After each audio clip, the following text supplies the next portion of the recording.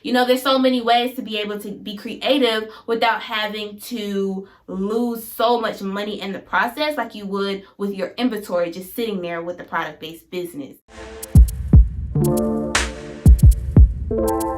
Hey guys, welcome back to Business with B. That's me. If you're new here, hey, how are you? And if you're back with another video, what's up? This channel is all about helping you become the boss that you aspire to be. So this video is a great one, all about what type of business should you start as a new entrepreneur. I know you're probably ready to get some side coins as your side hustle, or maybe you're a 9-to-5er and you're just ready to quit. I don't know, but you're here for a reason and you're ready to start that business. And so today I'm going to give you a few tips on whether or not you should start a service-based business or product-based business right now in 2020 during this pandemic, based on my experiences as an entrepreneur. So if you want to learn more, continue to stay tuned. All right, you guys, so if you're new here, my name is B Wills, and I actually have started a few businesses, and I'm going to give you insight based on what I've done in the past. So my first business is what I started in 2014, which was a food truck business,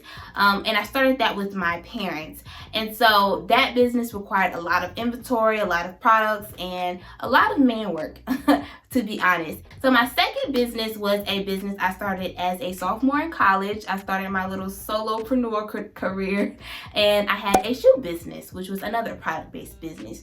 And now, since 2019, I have started a service-based business, which is an online coaching firm where I provide group coaching and one-on-one coaching for new entrepreneurs who are ready to launch their businesses. So based on my experiences, if I was to start a new business in 2020,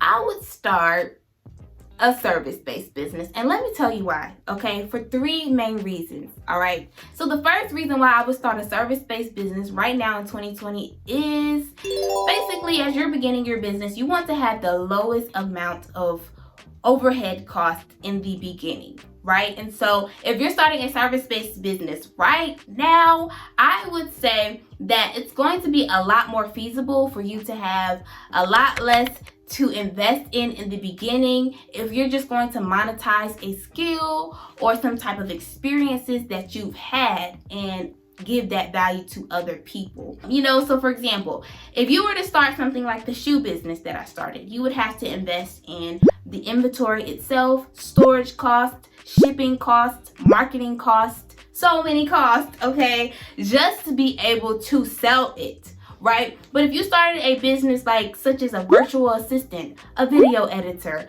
a coach, a photographer, a cinematographer, anything dealing with just adding value through a service, you really won't have to invest too much. Maybe some initial equipment, but that's about it. And if you're only monetizing your experiences, you won't have to invest much, but pretty much sharpening your tools and making sure that you know what you're doing to get people results.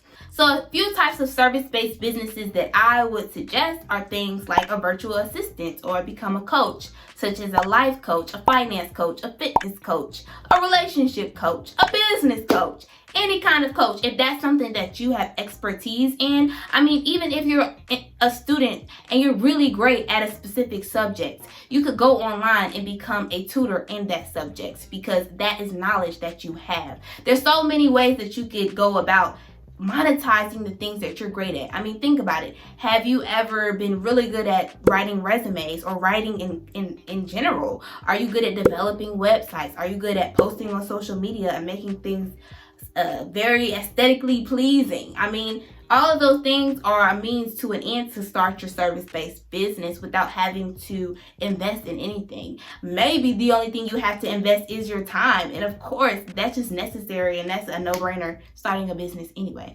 So think about the things that you're really good at. And if you don't have some type of skill right now, I mean, just take the time to really invest in yourself and start to learn about something that you could actually monetize. Start to invest and digest so much information that will help you to be able to help other people. From my experiences, service-based businesses do not require as much overhead capital depending on the type of business that you actually start. So be very strategic with the type of service-based business. But if you can monetize an experience or expertise, that is one of the best ways to go about it. The second reason why I would start a service-based business in 2020 is because you have so much opportunity to mold and pivot based on the market needs when you start a service-based business, right? So for example, again, when I had my shoe business, if I bought 50 pairs of shoes,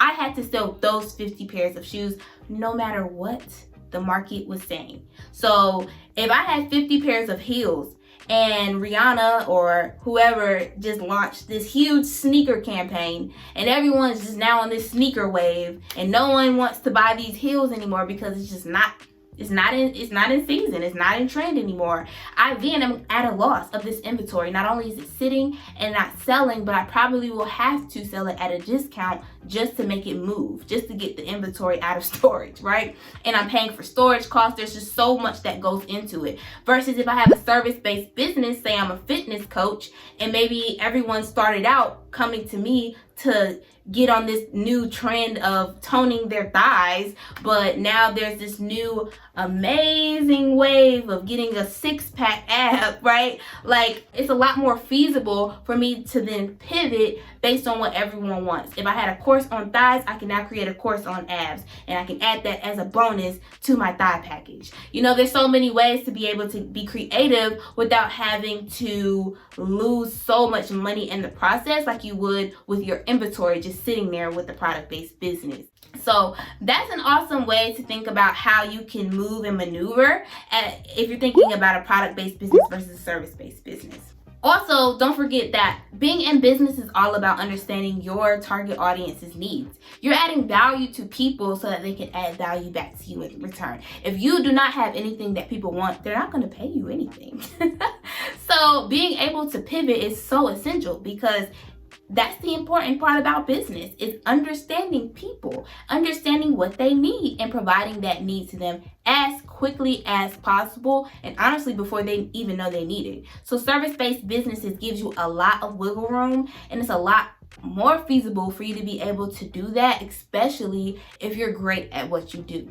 So the third reason why I say I would start a service-based business in 2020 if I was to do it all over again as my first business is because service-based businesses allow you to evolve your business as you evolve as a person. So, you know, with me starting the shoe-based business, the shoe product-based business, I realized that I loved business. I loved everything about networking and understanding people's stories as to why they started their business as I was at these different venues selling my shoes and selling up. It was really all about the people and about the vibe of just being around so many dynamic people who are unicorns just like me, and we're going out on a limb and following their dreams.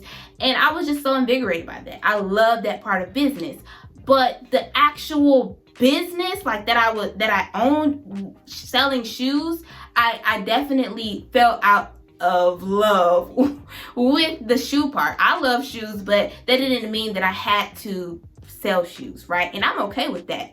And I evolved with that. But the thing is, as I evolved, I still had inventory to sell, right? And so when you're starting your first business, don't beat yourself up if you realize that this may not be something that you want to continue to do. We evolve as people, and you just start things to understand what you love and what you don't love. And that is the beauty of it. It's not a failure, it's a lesson. And that is more valuable than never starting at all. So I'm saying that if you start a service-based business, at least when you understand if this is something you want to do or don't want to do, you won't be left with so much of a financial responsibility to still sell everything that you are housing in your product inventory, right? At that point, if you know that you no longer want to be a coach for relationships, then you could just pivot to being a coach for fitness again, right? Or anything. You know, it's so much more easier for you to evolve without, again, having so many financial responsibilities. So I hope that helped you guys as you're thinking through all of the different